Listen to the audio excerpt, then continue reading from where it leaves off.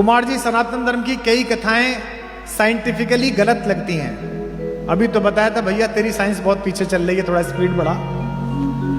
धर्म की माने तो चंद्रमा समुद्र मंथन से निकला, और अब चंद्रयान 2 के समय ऐसी कथाओं पर क्या भरोसा करूं।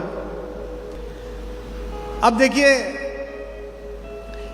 जितनी भी कहानियां हैं और जितनी ये राम की कहानी है, इसको आप, मैंने कल भी कहा था, इसको सिंबॉलिक सीखिए। आप सबको पता है कि समुद्र का मंथन हुआ। समुद्र का मंथन माने देवताओं ने और असुरों ने कहा यार इसमें बहुत माल पड़ा है, निकाल लेते हैं। ये कैसे पता था कि तेल कहां निकलेगा? सैटेलाइट के बाद से पता चलना शुरू हुआ। आज भी बहुत सारा भारत में आयरन ओर पड़ा हुआ है, जगह जगह गोल्ड पड़ा हुआ है, पता नहीं है, निकालेंगे।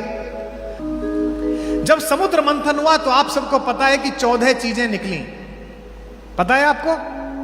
विष, कामधेनु, उच्चैश्रवा नाम का एक घोड़ा, ऐरावत नाम का हाथी जो इंद्र ने ले लिया, कौस्तुभ नामक मणि, कल्पवृक्ष, अप्सरा निकली रंभा, उसके बाद लक्ष्मी निकली, उसके बाद वारुणी यानी कि शराब निकली, फिर चंद्रमा निकला, फिर पारिजात का पेड़ निकला, पांचजन्य नामक एक शंख निकला जो भगवान श्री कृष्ण के पास चला गया, और धन्वंतरी निकले अमृत का कलश लेकर। पता है सबको 14 रत्न निकले? आज तक आपने 14 रत्न सुने होंगे। मुझे यह बताइए ऐसे क्यों निकले कि पहले विष निकला फिर कामधेनु निकली? ऐसे भी तो होता था, पहले कामधेनु निकल आती, बल्कि ज्यादा अच्छा होता पहले शराब निकलती, पीपा के छुट्टी। पहले कालकूट विष निकला। यह समुद्र मंथन मूलतः आपकी आत्मा का मंथन है। आत्मा क्या है? परमात्मा यानी कि समुद्र, और हम कौन है? बूंद। अगर हमने अपनी आत्मा का मंथन ठीक से कर लिया तो हमारे अंदर से ही ये 14 रत्न निकलेंगे। पहला रत्न कालकूट विष, यानी कि अगर आपने अपनी यात्रा के पथ में दुनिया का उपहास, दुनिया की निंदाएं, इसका विष पी लिया और आगे चले तो यात्रा प्रारंभ हो गई। पहला रत्न आपका।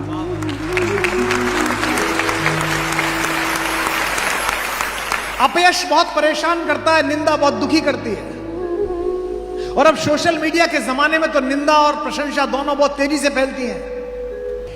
मेरे को अभ्यास है कि मैं कई बार खुद लिखता हूं फेसबुक पे, कोई लिखना होता है। बंबई जा रहा था, मैंने कुछ लिखा, मेरी आदत है, जो मुझे फॉलो करते हैं वो देखते हैं, मैं लिखने के बाद 3-4 बिंदी लगाता हूं, वाक्य समाप्त नहीं करता, यानी कि कहता हूं आगे बढ़ेगी बात। तो मैंने 5 बिंदी लगाई और उसी मैटर को कॉपी करना चाहा कि इसी मैटर को इंस्टा पे लगा दूंगा। वो गलती क्या हो गई, कॉपी की जगह कट दब गया और कट करके मैंने वो पोस्ट कर दिया। उसी समय वो बच्ची बोली कि सर मोबाइल बंद कर लीजिए, तो मैं चेक भी नहीं कर पाया। अब हालत यह कि 5 बिंदी लगी हुई हैं और पोस्ट हो गई। आपको आश्चर्य होगा, मैं बंबई उतरा तो मैं 10 मिनट तक हंसता रहा। नीचे 2700 कमेंट। यही तो विद्वान आदमी की पहचान है। हा हा हा। कुमार जी मन जीत लिया। क्या पंच तत्व की व्याख्या करी है आप? एक कह रहा नहीं पंच तत्व की नहीं, इससे तो ऊपर उठ गए, ये 5 ज्ञानेंद्रियों के बारे में बात की जा रही है। ये कालकूट विष है अपमान का, यह जगत की निंदा का विष है। अगर आपने इसे जीत लिया, पहला रत्न, अगला रत्न जो आ रहा है उसे भी आप देखेंगे। अगर आपने इसे जीत लिया तो आपको क्या मिलेगा? कामधेनु, यानी कि आपको प्रतिभा की कामधेनु प्राप्त होगी। जब चाहा प्रतिभा का दूध निकाला और जगत को पिला दिया, तब आपको प्राप्त होगी। तीसरी चीज क्या हो गई? अब आपको प्रतिभा भी मिल गई। तीसरी चीज निकली समुद्र मंथन से उच्चैश्रवा नाम का घोड़ा, यानी कि आपने जगत की निंदा से भी खुद को बचा लिया कि लोग क्या कहेंगे, और आपने प्रतिभा को भी साध लिया कामधेनु के रूप में कि 24 घंटे मेहनत आप कर सकते हैं। तो फिर आपके संकल्पों को ऐसी गति मिलेगी जैसी उच्चैश्रवा नामक पंख जड़े हुए घोड़े के माध्यम से मिलती है। और अगर आपने संकल्पों को गति ले ली तो चौथी चीज क्या निकली थी? ऐरावत हाथी, यानी कि आपकी संघर्षों के ऊपर आपको एक जगह मिल जाएगी कि अब आप ऊपर बैठ गए। हाथी की क्या गति है? हाथी गांव में आता है, आपने एक बात देखी होगी, हमारे गांव में आता था, आप पता नहीं गांवों से कितने लोग यहां हैं। हाथी जब भी गांव में आता था, सारी महिलाएं दरवाजे पे आ जाती थी, गणेश जी आ गए, कोई ईख ला रहा है, कोई कुछ ला रहा है, कोई पैसे दे रहा है। पूरा गांव उनके स्वागत के लिए खड़ा हो जाता था, एक एक बालक बच्चा प्रसन्न हो जाता था। हाथी के गांव में आने से एक ही जीव परेशान होता है, कौन? कुत्ता। पूरे गांव के कुत्ते उसके पीछे पीछे भौंकते निकलते हैं। जब भी प्रतिभा का हाथी किसी गांव से निकलता है, उसके आकार से टक्कर न ले पाने वाले कुंठित कुत्ते भौंकते हैं।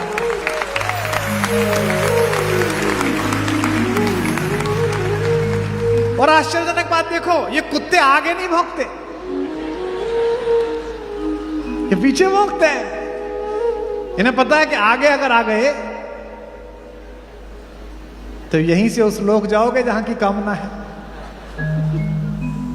ये कुत्तों का स्वभाव है कि प्रतिभा का हाथी जब भी जगत की वीथियों से निकलता है तो पूरे गांव के रास्ते भौंकते हुए जाता। वो इस बात से नाराज नहीं है कि हाथी क्यों आया, वो इस बात से नाराज है कि इसको इतना सम्मान क्यों मिल रहा है।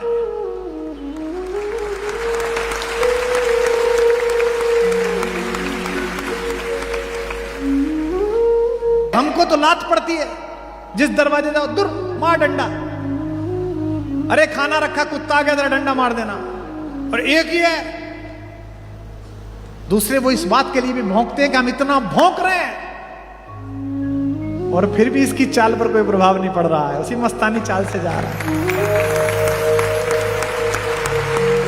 अगर आपके संकल्प को गति मिल गई तो यह हाथी का स्वभाव प्राप्त होगा।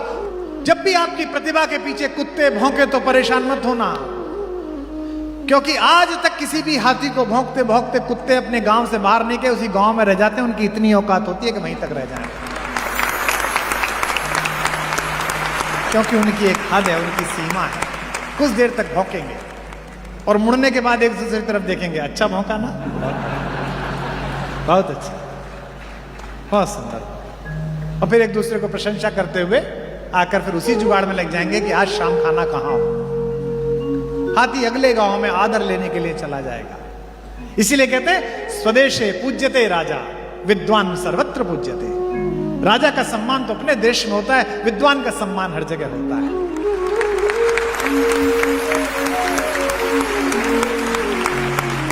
अगर आपने संकल्पों को गति ली तो ऐरावत हाथी की भांति आपकी यात्रा शुरू हो जाएगी। और कौस्तुभ मणि पांचवी चीज है जो श्रीहरि विष्णु के माथे पर लगती है। अगर आपने लोगों की जन आकांक्षाओं को ऊपर खड़े होकर देखना शुरू कर दिया और कुत्तों के भौंकने से बेखबर रहे, तो एक ना एक दिन आपके सिर पर मुकुट रखा जाएगा, कौस्तुभ मणि रखी जाएगी। एक के बाद एक क्यों निकल रही है, आगे पीछे क्यों नहीं निकल? इसलिए निकल रहे क्योंकि इसका प्रतीक शास्त्र है। और अगर आपको कौस्तुभ मणि मिल गई, अगर आपने जनता की इच्छाओं को स्वीकार कर लिया, जनता ने आपको सम्मान स्नेह देना शुरू कर दिया, तो फिर आपका जीवन क्या निकला इसके बाद? छठे नंबर पर कल्प वृक्ष। आपका जीवन कल्प वृक्ष जैसा हो जाएगा। आपको कुछ मांगना सोचना नहीं पड़ेगा, आप अच्छा संकल्प सोचोगे और सारे साधन सामने उपस्थित हो जाएंगे, काम अपने आप होता चला जाएगा। जिन लोगों को भी मेरे प्रति शंका ये रहती है कि कैसे बनेगा भारत कुलम, मैं कहता हूं यात्रा चल रही है, अपने आप बनेगा। मुझे नहीं पता कहां से बनेगा, बन जाएगा। लेकिन जब ये सब हो जाता है तो इसके बाद फिर परीक्षा प्रारंभ होती है। सातवीं चीज निकलती है, अप्सरा, रंभा। रंभा कौन है? रंभा वासना है। अब आपको वासना खींचना प्रारंभ करेगी। वासना यानी कि जितना मुझे चाहिए उससे ज्यादा, यानी कि सबका मेरे पास हो। रावण तत्व, सबका मैं खींच लूं, सब चीज मेरे पास हो। और अगर आप इससे बाहर निकल आए तो फिर आपको देवी लक्ष्मी अर्थात धन और सामर्थ्य की उपलब्धि होगी। लक्ष्मी के आते ही आसुरी प्रवृत्ति, अपप्रवृत्ति ज्यादा सबसे पहले आएगी, यानी कि शराब वारुणी सबसे पहले आएगी। दौलत का नशा सबसे पहले आएगा। मैंने कल सुनाया था ना, जो खानदानी रईस हैं वो मिजाज रखते हैं नर्म अपना, तुम्हारा लहजा बता रहा है तुम्हारी दौलत नई नई है। अगर लक्ष्मी ज्यादा आ गई तो फिर असुर प्रवृत्ति आएगी। और अगर इस पर कब्जा कर लिया तो वारुणी के बाद क्या निकला 10वें नंबर पर? चंद्रमा।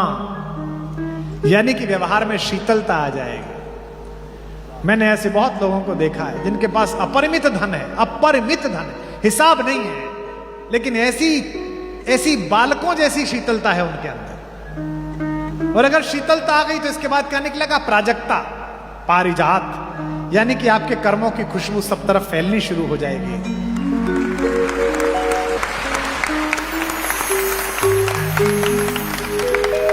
और अगर ये फैल गई तो 12वें नंबर पर क्या निकलेगा? पांचजन्य।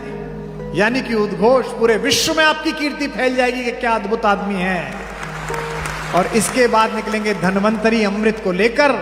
यानी कि एक समय ऐसा आएगा कि आप अपनी इच्छाओं से ऊपर उठ जाएंगे और आपकी आत्मा में, आपके शरीर में, आपकी जिह्वा में, आपके धन में ऐसा अमृत तत्व होगा कि जो दुखी आपके दरवाजे पे आए, आपके पास आए, उसका उपचार हो जाए, उसका जीवन सफल हो जाए। ये 14 रत्न। पर समस्या यह है कि तुम अपने धर्म ग्रंथों को पढ़ नहीं रहे हो, तुम अपने बुजुर्गों के पास बैठ नहीं रहे हो, तुम अपने व्याख्याकारों में आस्था नहीं रख रहे हो। और फिर कहते हो ये प्रश्न मुझे देकर कि मैं कैसे भरोसा करूं कि चंद्रयान ऊपर पहुंचे। हमारी हालत बताए कैसी है तुम्हारी, हमारी। मुझे बहुत लोग मिले, कुमार जी हमारे घर में बड़ा धर्म का सब कुछ है जी। अच्छा जी, अच्छा, बहुत अच्छा मंदिर हमारे यहाँ बना हुआ है, रोज पूजा होती है जी, पंडित जी आते हैं रोज। अच्छा जी, मैं गया, बड़ा सुंदर मंदिर, भगवान बीच में विराजमान है, बहुत सुंदर, बड़ी अच्छी लाइटिंग, बड़ा अच्छा इंटीरियर। रात को उनके यहां भोजन था, 9-10 बजे भोजन हुआ। 2 बच्चे ऊपर थे, उनको आवाज दे रहे थे कि नीचे मिलने, वो आए ही नहीं। जब जाने लगा तो वो बचने की कोशिश कर रहे थे 11:30 बजे, क्योंकि उनके परिवार की एक बालिका सामने से उतर के आ रही थी। वो जिस अवस्था में थी और जिन खुशबुओं से भरी हुई थी, वो नहीं चाहते थे कि मैं देखूं। तो फिर कैसे ये बात है? इतना धर्म है, इतनी पूजा है, फिर ये कैसे हो गया भैया? एक बुढ़िया का बेटा विदेश चला गया, विधवा बुढ़िया का बेटा, नौकरी करने के लिए। उन दिनों टेलीफोन थे नहीं। 1-2 साल तो बुढ़िया ने, बेचारी ने काम चलाया। जब सब पैसा खत्म हो गया तो भीख मांगने लगी। 2-4 साल भीख मांगती रही। किसी ने कहा बुढ़िया से, अम्मा तेरा लड़का इतना नालायक निकला, गया नौकरी करने के लिए तो तेरी तरफ देखा भी नहीं। नहीं भैया ऐसा नहीं है, चिट्ठी भेज देता है। बोले पैसे नहीं भेजता? बोले ना चिट्ठी भेजा, कुछ रंगीन से कागज भेज दे, मैं तो उन्हें सजा के रख लूंगी, बच्चे ने रखी है। बोले क्या कागज है? अंदर गए, जाके देखा तो ड्राफ्ट लटके हुए थे 10-10 हजार रुपए के। भीख मांग रही थी, लेकिन ड्राफ्ट होता है ये पता ही नहीं था कि इसी से धन निकलता है। इस देश के सनातनियों, तुम्हारे घर में करोड़ों के ड्राफ्ट रखे हुए हैं धर्म ग्रंथों के रूप में, और तुम भीख मांग रहे हो।